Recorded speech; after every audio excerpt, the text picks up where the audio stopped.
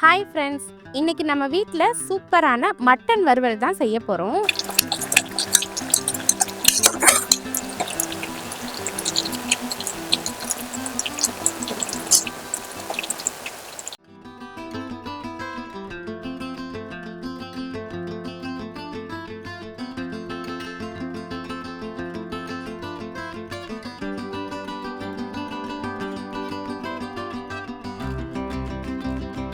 செட்டிநாடு பக்கம்லாம் இந்த மட்டன் வறுவல் இந்த மாதிரி ஸ்டைலில் தான் வைப்பாங்க.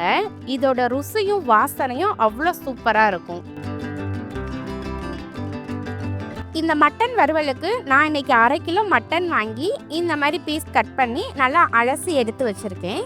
இதுக்கு நல்லா ஒரு கைப்பிடி அளவு சின்ன வெங்காயம் கட் பண்ணி வச்சுக்கோங்க. பெரிய வெங்காயம் போடாதீங்க, அது ஒரு மாதிரி இனிப்பு தன்மையாயிரும். அதனால சின்ன வெங்காயமே மேக்ஸிமம் சேர்த்துக்கோங்க. 2 தக்காளி எடுத்து கட் பண்ணிக்கோங்க. 3 பச்சை மிளகாய் எடுத்து வகுந்து வச்சுக்கோங்க. இஞ்சி பூண்டு பேஸ்ட் கொஞ்சமாக வச்சுக்கோங்க. மல்லித்தலை கொஞ்சம் எடுத்து வச்சுக்கோங்க. இந்த மட்டன் வறுவல் செய்கிறது இன்னைக்கு நான் குக்கரில் தான் செய்ய போகிறேன். அதுக்கு அடுப்பில் ஒரு குக்கர் வச்சுக்கலாம். அதில் கொஞ்சமாக எண்ணெய் ஊற்றிக்கலாம். எண்ணெய் நல்லா காஞ்சதும் சோம்பு, பட்டை, பூ, இலை இது சேர்த்து நல்லா பொரிய விட்டுக்கலாம். இது நல்லா பொரிஞ்ச உடனே நம்ம கட் பண்ணி வச்சிருக்க வெங்காயத்தை இதில் சேர்த்து வதக்கிக்கலாம். வெங்காயம் ஒரு 2-3 நிமிஷம் நல்லா வதங்கட்டும். வெங்காயம் இந்த மாதிரி நல்லா வதங்கி வந்த உடனே நம்ம கட் பண்ணி வச்சிருக்க தக்காளியும் இதில் சேர்த்து வதக்கிக்கலாம்.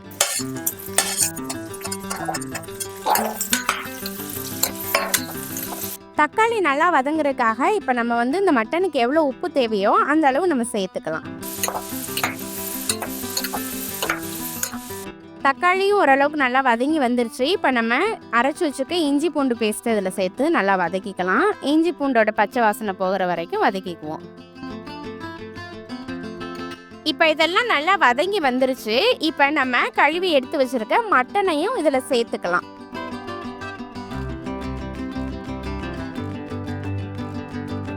மட்டனோட இந்த வெங்காயம் தக்காளிலாம் நல்லா ஒன்று படுற மாதிரி நல்லா கிண்டி விட்டுக்கலாம். ஒரு 2 நிமிஷம் போல் மட்டன் நல்லா வதங்கட்டும். வதங்கின உடனே ஒரு 1/2 ஸ்பூன் அளவு மஞ்சத்தூள், ஒரு 1/2 ஸ்பூன் அளவு மிளகாத்தூள், 1 ஸ்பூன் அளவு மட்டன் மசாலா இது எல்லாத்தையும் நம்ம இதில் சேர்த்துக்கலாம். மசாலா எல்லாம் நல்லா ஒன்று படுற மாதிரி நல்லா கிண்டி விட்டுக்கோங்க.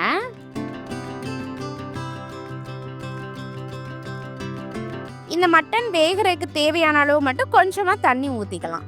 நம்ம மட்டன் குழம்பு வைக்கல, வறுவல் தான் வைக்க போகிறோம். அதனால அந்த மட்டன் முங்குற அளவுக்கு மட்டும் நம்ம தண்ணி ஊற்றிக்கிட்டாலே இதுக்கு கரெக்டாக இருக்கும்.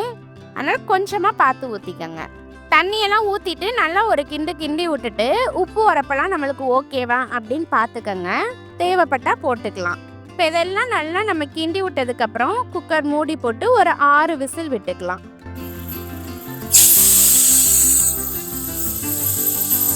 இப்போ விசில்லாம் அடங்கிருச்சு. இப்போ நம்ம குக்கரை ஓப்பன் பண்ணலாம். இப்போ பாருங்கள், இந்த மாதிரி நம்மளுக்கு கிடைச்சிருக்கு மட்டன் வறுவல்.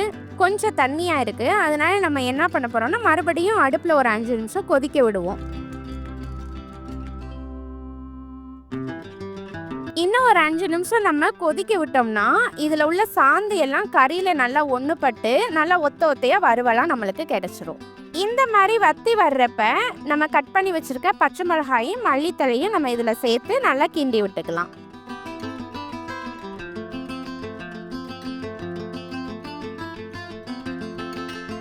இந்த மட்டன் வறுவலை இந்த மாதிரி வத்தி வர அளவுக்கு நீங்கள் வச்சுட்டு அடுப்பை ஆஃப் பண்ணிடலாம்.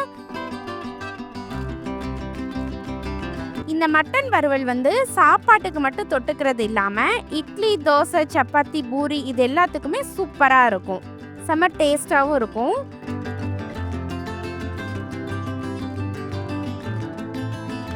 நீங்களும் நம்ம ஸ்டைலில் இந்த மட்டன் வறுவலை ட்ரை பண்ணி பார்த்துட்டு எப்படி இருக்குங்கிறத கமெண்ட் பண்ணுங்கள். நம்ம வீடியோ பிடிச்சிருந்தா லைக் பண்ணுங்கள். தேங்க்யூ.